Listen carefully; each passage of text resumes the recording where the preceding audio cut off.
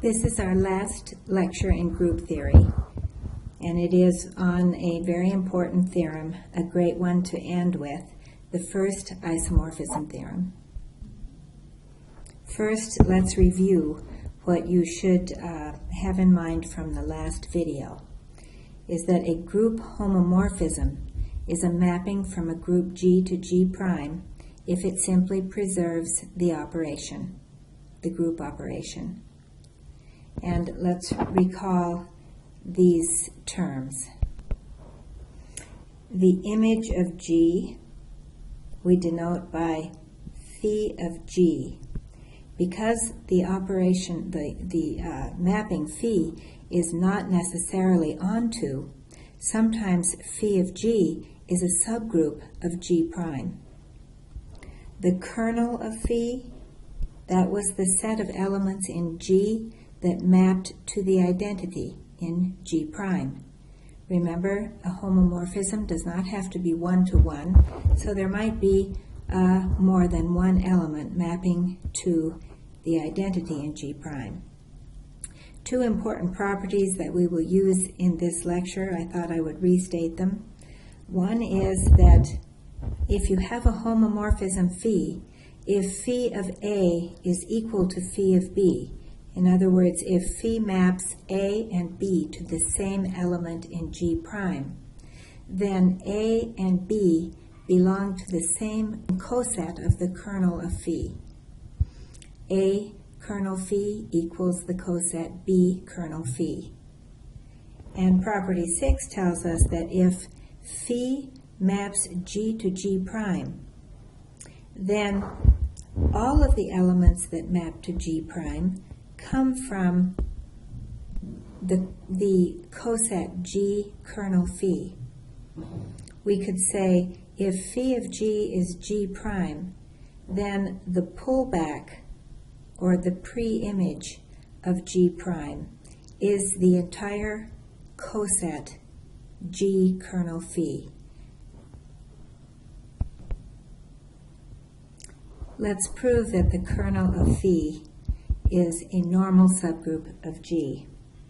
Well, we're going to do it exactly the same way as our strategy tells us. We're going to let's let K be in the kernel of phi and G be in G. That means that G is any element of G and K stands for any element of the kernel. We want to show, I'm putting it over here in a little bubble, what we want to show is that GK, G inverse, is an element of the kernel of phi, because that will tell us, we can conclude then, that if we conjugate the kernel, if we conjugate that subgroup by an element of G, we will get the kernel of phi back again. And of course, that's what it means to be normal. So think ahead a little bit. If we want to show this, that GKG inverse is in the kernel of phi, what that means is that phi maps the element GKG inverse to the identity in G prime. So let's look at that. Let's take phi of GKG inverse. Now phi is a homomorphism, so we know that that is phi of G, phi of K, phi of G inverse. And we also have another property that we proved in the last lecture. This will be phi of G, phi of K, and that is phi of G inverse. Oh, well, K is in the kernel, so phi of K is E prime. So this is just phi of G times E prime times phi of G inverse, which of course is E prime. Therefore, we have proven that phi maps GKG inverse to E prime So that implies that GK, G inverse, is an element of the kernel of phi, which implies that G kernel phi, G inverse, if we conjugate the subgroup by G, we do get it back again. And we conclude that the kernel of phi, therefore, is a normal subgroup of G. I did this example in both groups A and B, but I think it's worth looking at it again. And because one example can kind of help you to visualize what we'll say in the first isomorphism theorem. So let's just say that phi is a homomorphism from Z12 to Z12. And it simply multiplies the elements of Z12 by 3. So, well, let's go through. Here's Z12. I wrote it out here. You know the operation is addition mod 12. So let's just multiply each element by 3 and see what happens on this, under this homomorphism. Well, 0, 3 times 0 is 0. 1 goes to 3. 2 will go to 6. 3 times 3 is 9. 4 times 3 is 12, which is 0 mod 12. And then 3 times 5 is 15, which is 3 mod 12. 18 mod 12 is 6. 3 times 7, 21. Mod 12 is 9. 8 goes to 0 again. 3 times 8 is a multiple of 12. 9 will map to 3, 10 to 6, and 11 to 9. Just multiplying them by 3 and taking mod 12. So the first set, a subgroup of G prime, is phi of Z12. In other words, what is the image of Z12 in this second Z12? Well, I see that it is 0, 3, 6, and 9.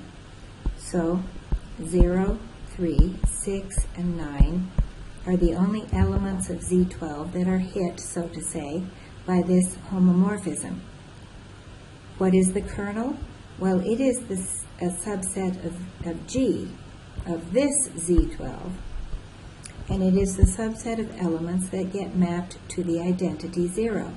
So we see 0, 4, and 8 are mapped to 0. So the kernel of phi is 0, 4, and 8. So now what I've done is reorganize the elements of Z12. Just put them in a different order. And I ordered them, so I put the kernel together. This is the kernel of phi, the elements of Z12 that map to 0 in, well, this is Z12 too. It just happens to be the same group. So this is the kernel of phi, and then we notice that 1, 5, and 9 all map to 3, 2, 6, and 10 map to 6, and phi took 3, 7, and 11 to 9. Now let's notice something really interesting. The kernel of phi all map to 0. Notice that this set of numbers here is the coset 1 plus the kernel of phi. And 2, 6, and 10 is the coset 2 plus the kernel of phi. And the last one here is 3 plus the kernel of phi.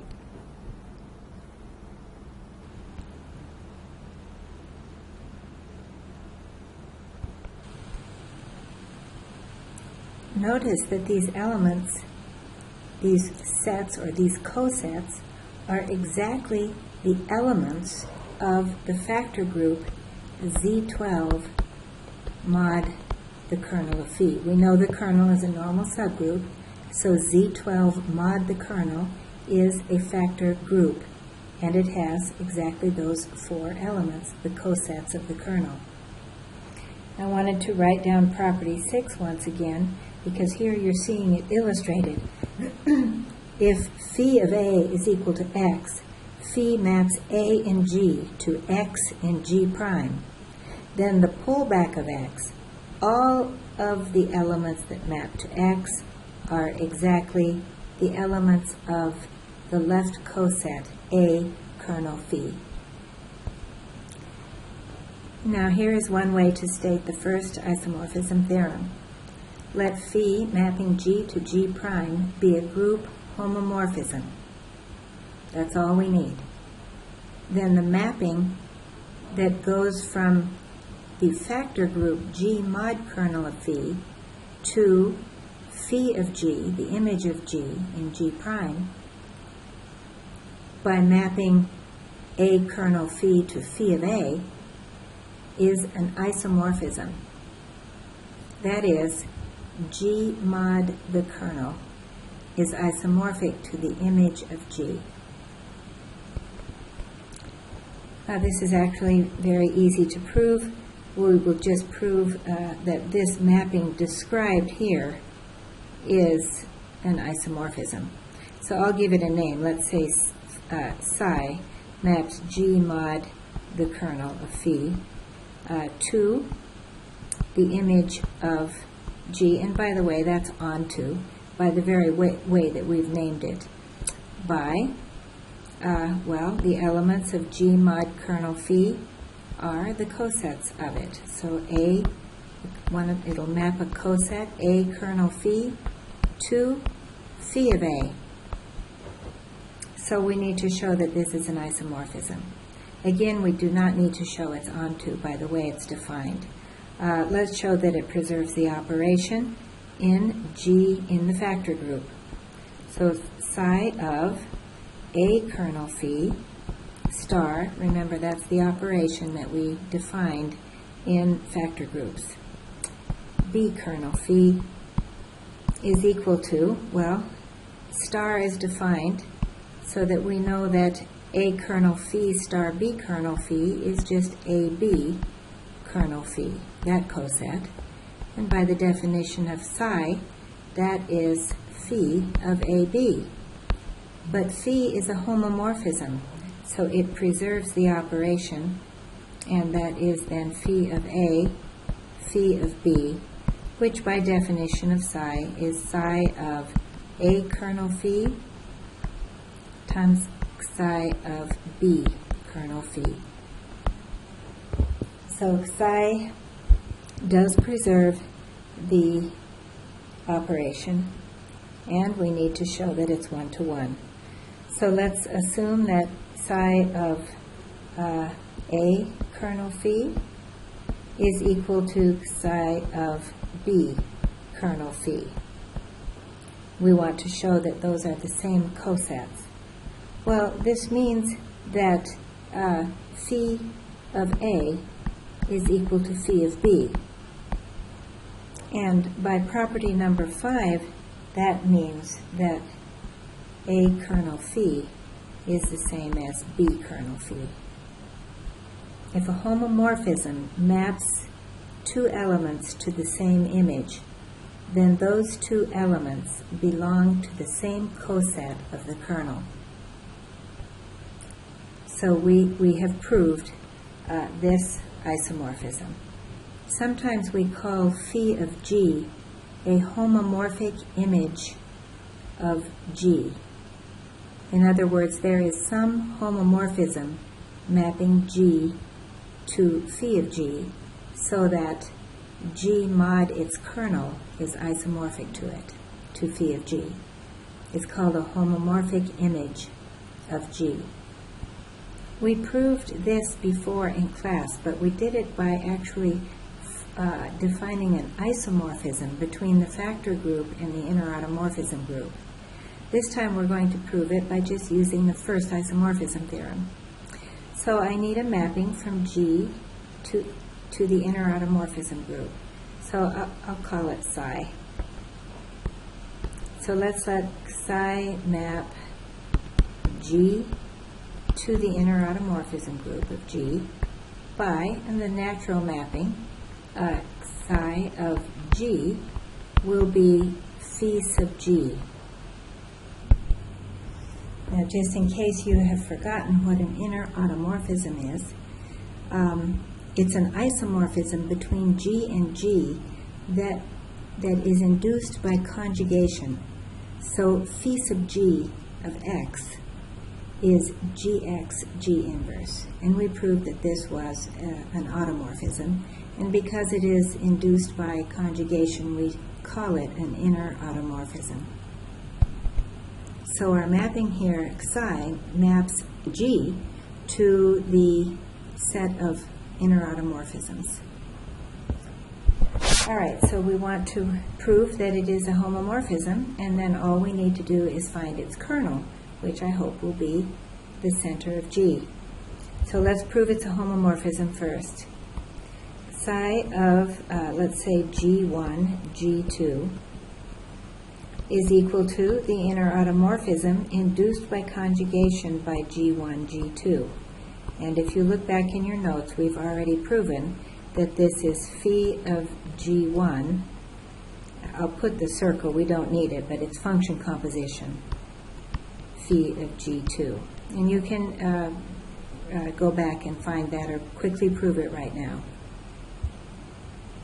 So we have then psi of G1, psi of G2, and we know that it is a homomorphism. So now all we need is the kernel. So the kernel of psi is equal to the set of elements in G, the set of G in G, such that phi of G is the same thing as phi sub E. In other words, conjugating by G does the same thing as conjugating by E. Nothing. We could say that is Gx G inverse equals X for all X in G. Well, what G's do that for us? Let's see. Gx G inverse equals X is true if and only if, multiplying on the right by G, Gx equals Xg for all X in G. Well, what is that? That's the definition of the center. So the kernel of psi is equal to the center of G. Once we have proved that psi is a homomorphism, and we know what its kernel is, and we know what its image is, then we have the isomorphism that we were looking for. Therefore, by the first isomorphism theorem, we know that G mod the center of G is isomorphic to the group of inner automorphisms of G. Let's look at another example of a homomorphism. Recall that the subgroup generated by n in Z, the operation of addition, is just all the multiples of n. And of course it's a normal subgroup because Z is abelian. And Zn, we've talked about earlier in this lecture, is the set of numbers 0 through n minus 1 and is a group under addition mod n. So let's look at a homomorphism from Z to Zn. Let's define phi mapping Z to Zn by the obvious natural mapping. Phi of M is equal to M mod N. So what is the kernel of this homomorphism? You can quickly see that it's a homomorphism. It preserves the operation. Maybe we should do that. Phi of, let's say, J plus K is equal to J plus K mod N. And that is J mod N plus K mod N, which is phi of J plus phi of K. Now, what are the numbers that get mapped to 0? 0 mod N. Well, that would be exactly the multiples of N. So the kernel of phi is that subgroup that I reminded you of at top. And we have, by the first isomorphism theorem, we have the fact that Z mod that subgroup is isomorphic to Zn. Lots of times you'll see this subgroup written as Nz, the multiples of n, and more often than not this is written Z mod Nz is isomorphic to Zn. Now, every normal subgroup of a group G is the kernel of a homomorphism. It's a very simple one. If you have a normal subgroup, N is a normal subgroup of G, and you decide to map elements of G to their coset, Gn, then this is a homomorphism with the kernel of phi being n. So G mod n is a homomorphic image of G. And in fact, if you know all the normal subgroups of G, then G mod n for each one of those are the only homomorphic images of G. Because if you have a homomorphism from G to G prime, you know that phi of G is isomorphic to G mod the kernel, and the kernel is one of the normal subgroups of G. So in group theory, they study the groups G mod n, and they know that these factor groups G mod n are homomorphic images of G. Now you lose some information about G, but these factor groups are simpler. They have fewer elements. They're simpler to look at, simpler to study. So you lose some information about G, but since all homomorphisms preserve the group operation, you also retain information about G. So these are important in the study of groups. In fact, we can, even if it's a small group and we know all of its normal subgroups, then we know all of its homomorphic images. Any homomorphic image of G would be isomorphic to one of its factor groups. Now we will find all of the homomorphic images of D4 as an example. That should be easy because there's only 4 normal subgroups of D4, other than, of course, D4 itself and the identity. So let's see, let's call N1, let's write down the normal subgroups. N1 would be, well, the subgroup generated by R, which has E, R, R squared, and R cubed.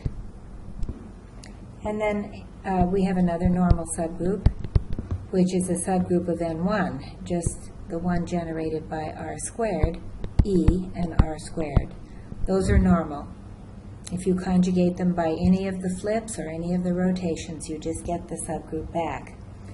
And let's see, N3, you would have to verify this yourself to see that it's normal, but the one generated by H and R squared is equal to E, H, R squared, and HR squared. That's closed. It's a subgroup, and it's a normal subgroup. And N4, there's one more, the one generated by HR and R squared. That's also normal. E, HR, R squared, and HR cubed. So we have 4 normal subgroups. Now, I would not expect you to know that there were only 4 normal subgroups in D4, but I'm just giving them to you here. Now, knowing that those are the only normal subgroups, other than, of course, D4 and the identity subgroup, then the homomorphic images of D4, other than itself and the identity, would be D4, D4 mod N1, which would be, well, it would consist of two cosets. It would be the N1 itself, all of the rotations, or HN1. And there's only two elements in that group, and only one group of order 2 that exists, so this one is isomorphic to Z2. Z2 is one of the homomorphic images of D4. Now, D4 mod N2 would have 4 cosets. Let's write them out. N2 is the identity of the factor group, and then we would have Rn2, that would give us all the rotations, Hn2, and Hrn2. You can verify these yourself. We have 4 elements of the factor group, and look, R squared N2 is N2. N2 contains E and R squared. Hn2 squared is N2, and HR squared N2 is N2. So we have here 3 elements of order 2 and the identity. So we know that this is isomorphic to the Klein 4 group. There are only 2 groups of order 4. They're both abelian. One is Z4 and one is the Klein 4. And similarly, D4 mod N3. No, I haven't done that yet. D4 mod N3 will have only 2 elements in it. N3, and let's see, N3 contains EH R squared and HR squared, so Rn3 would give us the rest of them. And again, there's only 2 elements. It's isomorphic to Z2, and similarly, D4 mod N4 is isomorphic to Z2. So the only homomorphic images of D4 are Z2 and the Klein 4 group.